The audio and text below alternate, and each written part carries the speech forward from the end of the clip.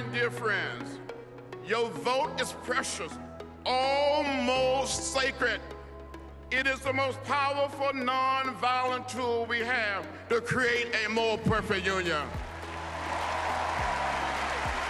Democracy.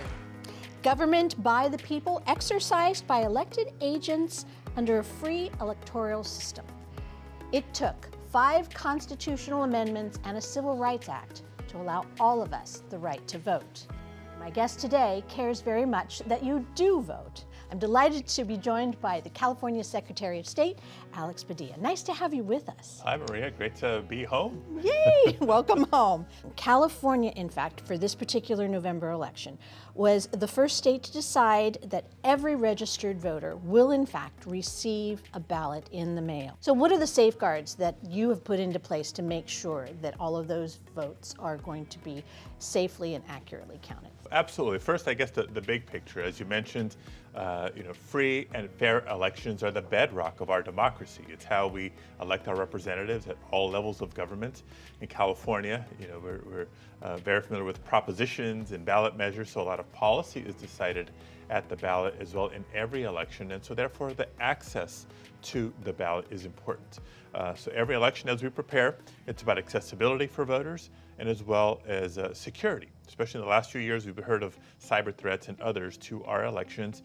And now on top of all that, how do we prepare for a November election that's also safe from a health perspective, given the COVID-19 pandemic? So, soon after a very successful primary election of March of this year, prior to the COVID pandemic and declarations of emergency, we did make the decision that we should send every active registered voter a ballot in the mail in advance of the November election. For all the people who do receive a ballot in the mail in advance, they recognize they have options for how to return their ballot. Through the Postal Service, no stamps necessary, return postage is prepaid. Any voter can deliver their ballot to any secured ballot drop box in the county convenient to you in the weeks leading up to the election, or you can walk it in, drop it off in person at any in-person voting location. For people who prefer the in-person voting, we'll have in-person voting for at least 4 days, right? So voting won't just be on Tuesday, November 3rd. Early voting will start Saturday before the election. So you can vote Saturday, Sunday, Monday, or Tuesday at any location in the county convenient to you. Now that in-person experience is also going to be a little different. Just like we can't go to the grocery store the same way anymore. Expect physical distancing and signage. Bring your mask. We'll have extra masks on hand for folks who forgot theirs.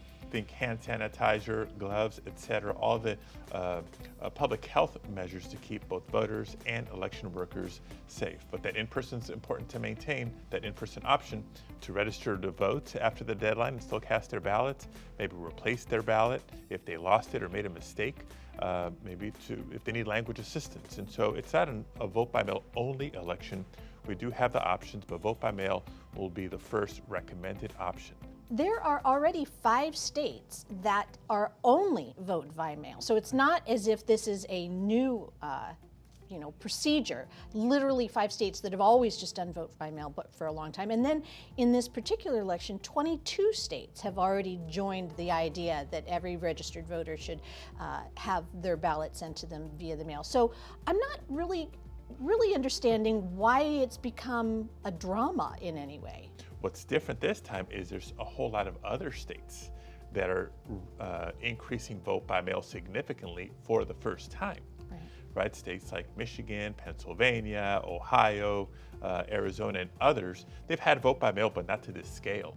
So if the presidential contest is a little too close to call in a lot of other key states, we may not know the outcome on election night. As much as everybody wants to know immediately, if it's going to take a few days to get the final results, that's just the process at work. It's not the time to panic. It's not the time to worry.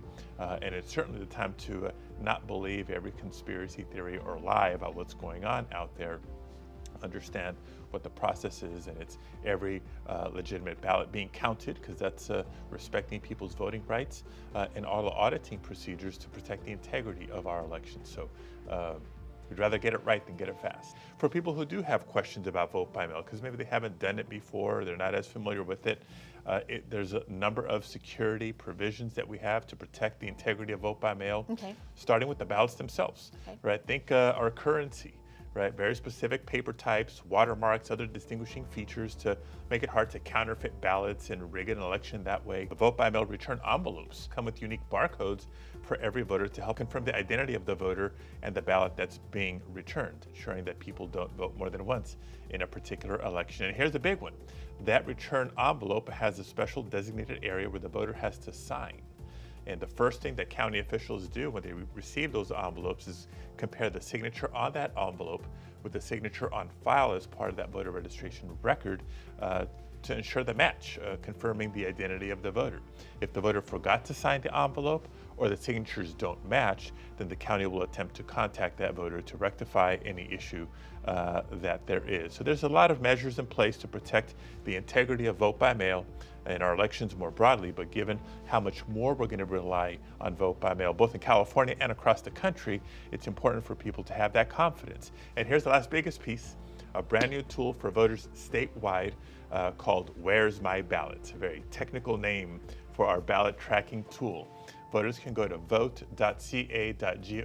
for a number of voting resources and tools, including Where's My Ballot. You can subscribe to receive email messages, text messages, or automated phone messages on the status of your ballot as it's working its way through the Postal Service, both on its way to the voter and on its way back to the county. Maria, imagine getting an ultimate alert saying your ballot was received and your ballot was counted. It's great for transparency, great for accountability, and I think great for peace of mind and confidence in the system. So you've discussed some of the safeguards in determining that the actual registered voter is the one that is voted.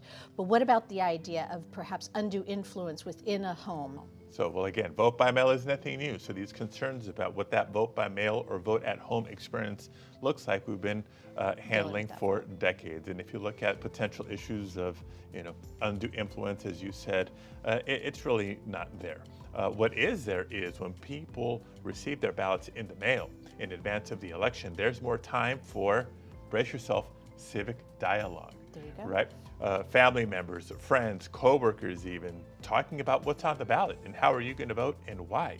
Heaven forbid we have that time to inform ourselves and make a more informed decision as to who we vote for, what we vote yes on, what we vote no on, those sorts of things. So it's actually, I think, been helpful for people to benefit from that experience and finally not being rushed.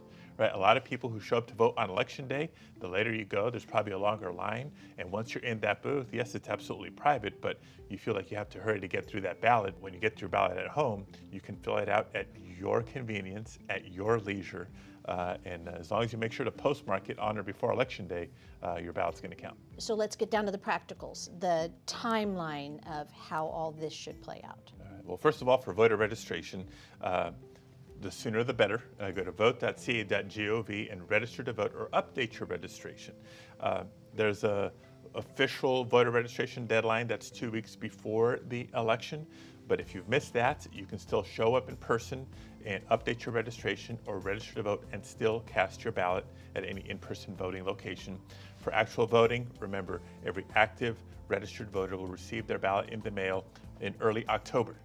Counties will send out those ballots no less than 29 days before the election.